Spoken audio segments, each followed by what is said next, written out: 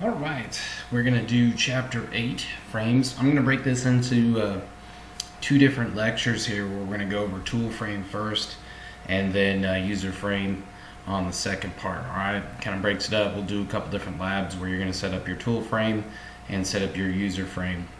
We'll be specific to you in the labs as far as how we go, so you are going to name it with your own personal name so that whenever you choose it, whatever number it is that I assign you, you'll be choosing your frame.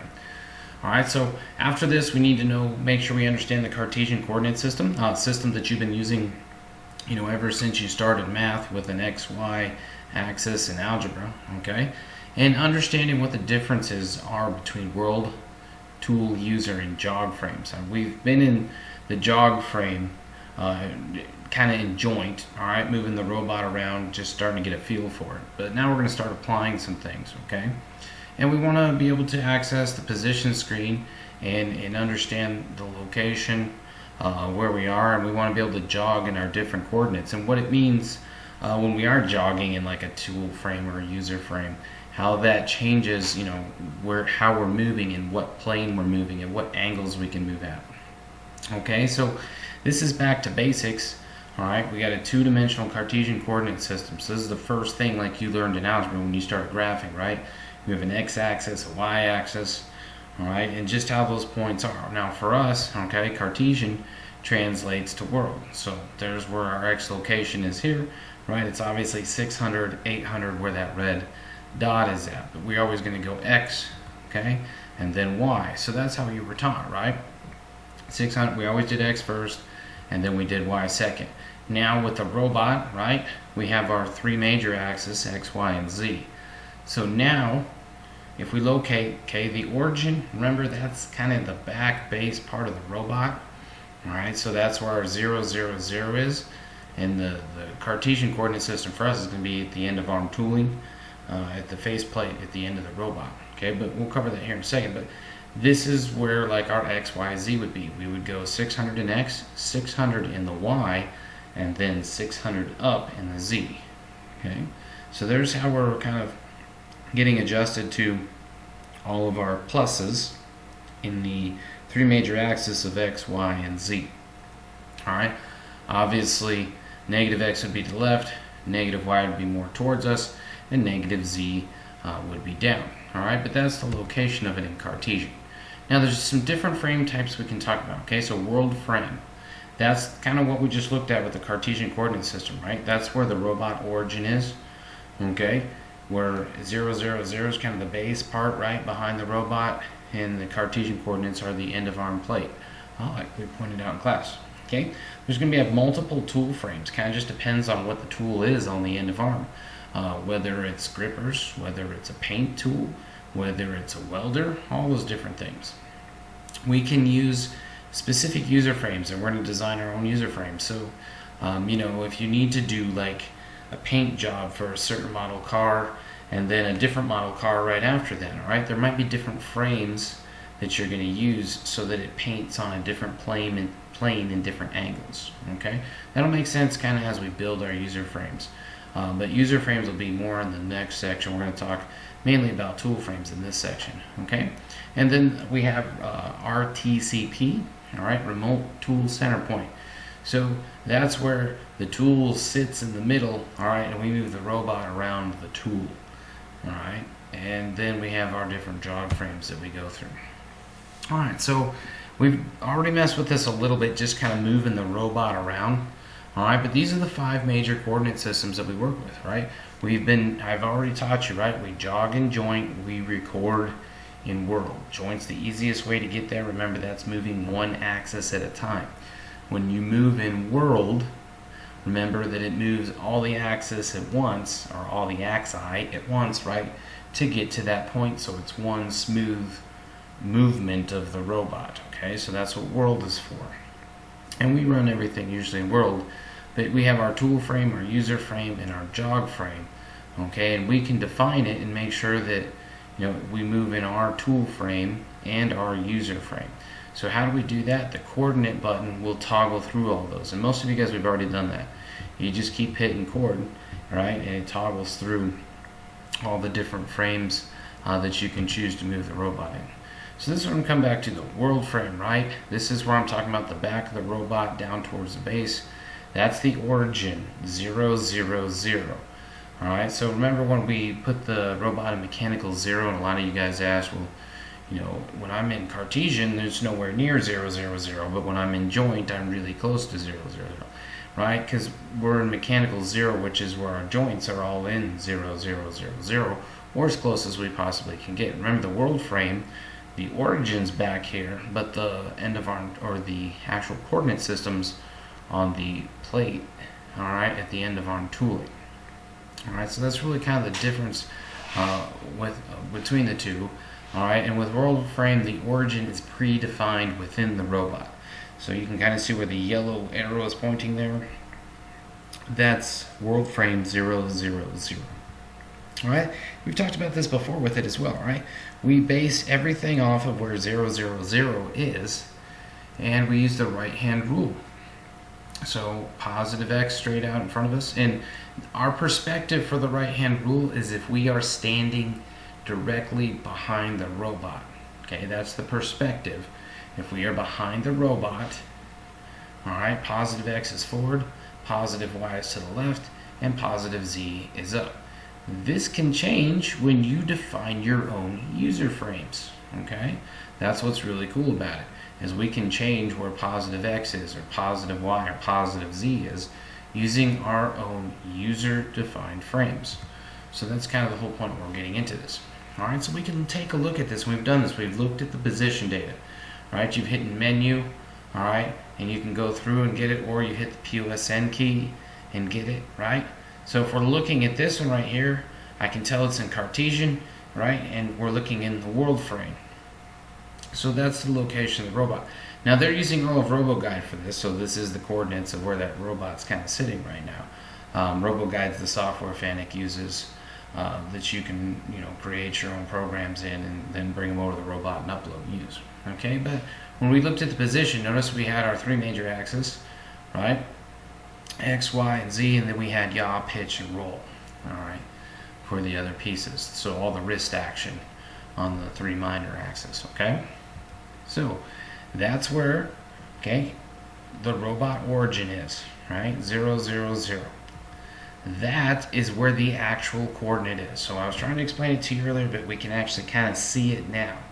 All right, so the first arrow is where 0, 0, 0 is in Cartesian, but we will never get there, right? When you hit position, even in mechanical 0, where we line up all the witness marks, all right, that second arrow, the larger arrow, right, that's at the end of our tooling, that's the actual Cartesian coordinate system of where the robot is when it keeps track of it in world coordinates. Okay, so that's the actual location of where it's at when you're moving. All right, so it's gone, you know, 17 millimeters in X, 331 millimeters in Y, and 810 millimeters in Z. That's where that coordination is. Okay, so just another side example though, world frame. So the back of the robot, 0, 0, 0, tool frame, okay, we're going to define that as well. So up here, when we do a tool frame, notice what's different, okay? If we look at world frame, all right, we're using the right-hand rule, and we're standing behind the robot, we can see what positive X direction is. When we do a tool frame, we can change, when we do our tool frame setup, which direction is positive X, or positive Y, or positive Z. So that's going to come in handy when you program later on and how you manipulate around different objects and move, you know, through around equipment and up and through different, you know, things as the robot's actually doing work. Whether it's got to go up and weld something, or go up and place something, or hold something in place. All right. So we can have a defined tool there, whether we have you know, grippers, welders, all kinds of different things, and they're painters, all those good things. Okay. So tool frame. Okay. So the default point of origin on a tool frame is the center of the faceplate. So imagine no tool on the end of the robot, okay, just a round circular faceplate. That's the default origin. Okay, after we define the tool, all right, The tool center point will now be defined as the TCP, the tool center point, but we have to define it, okay? And then we have robots can have multiple tool center points. When we select that coordinate, the tool, when we hit coordinate, instead of choosing joint or world, we select tool, okay? And then it's going to move in that motion. When we write a program, we can also define it in the program that we're using a specific tool frame and a specific user frame as it goes through the program. Okay, so we're going to write a couple programs that do that as well. All right.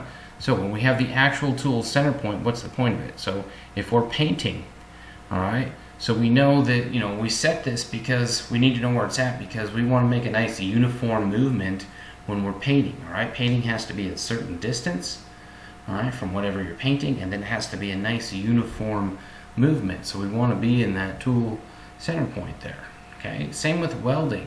You need to be able to lay a nice bead of weld, and it has to be consistent as it goes.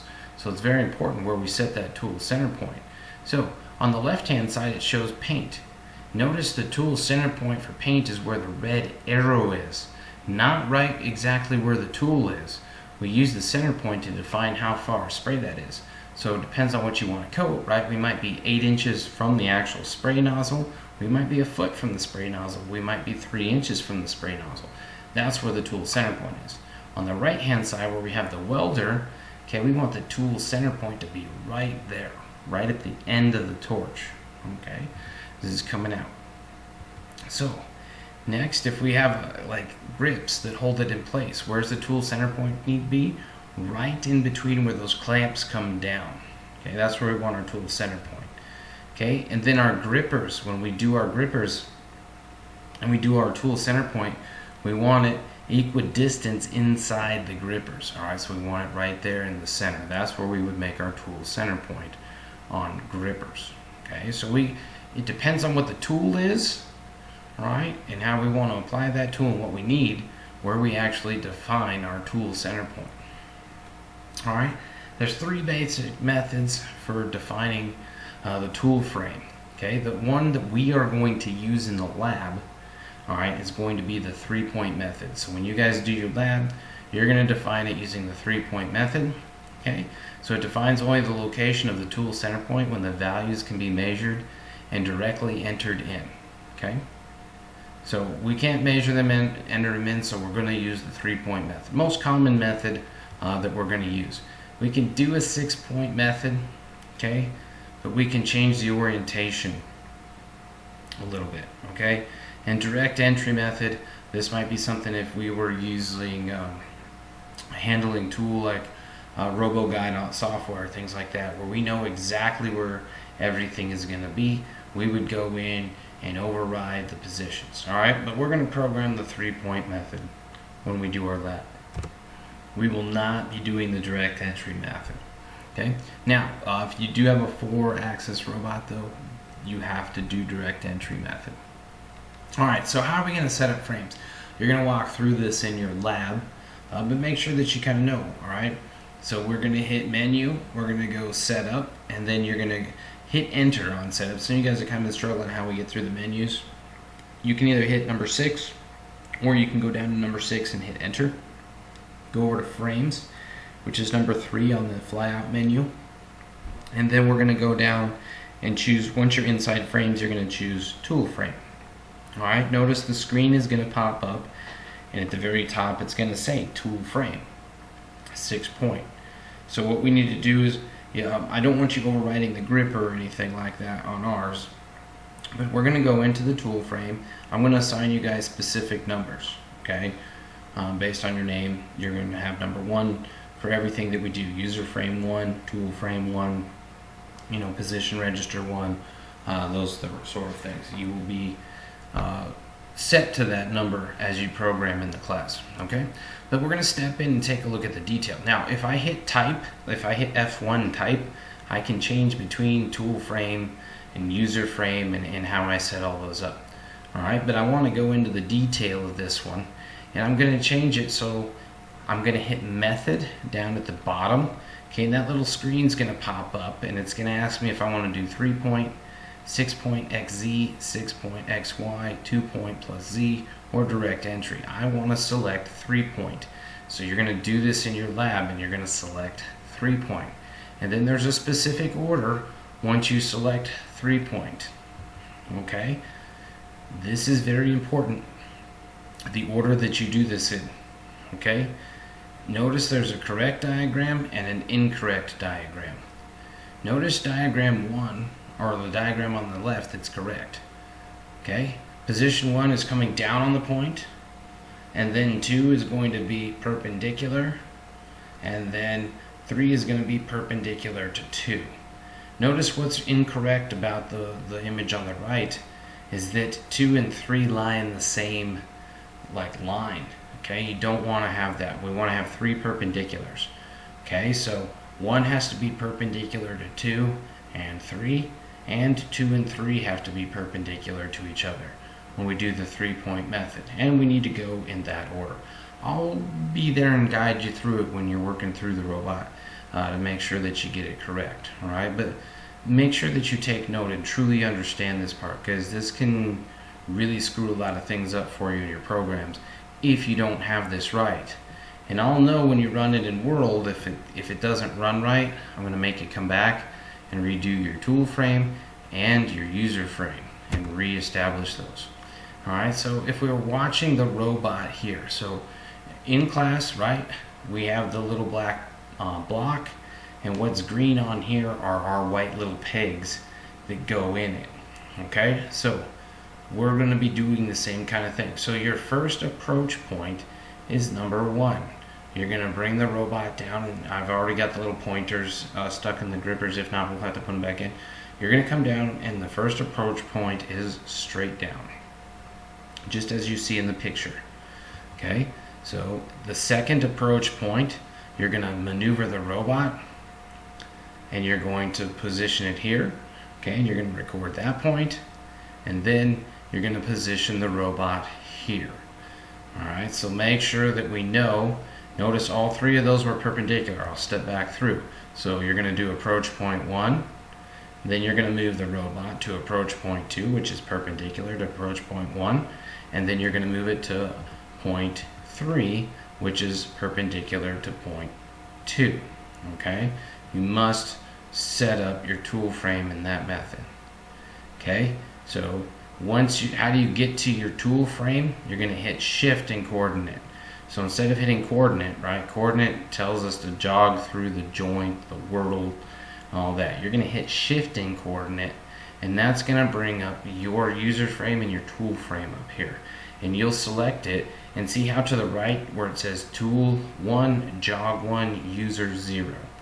Okay, when I assign you your tool number, you'll record your 3-point method on whatever number. So if I assign you number 3, you're going to have to go up there and change the tool to number 3 by moving the cursor up and making it tool 3, and then you've recorded your program in 3.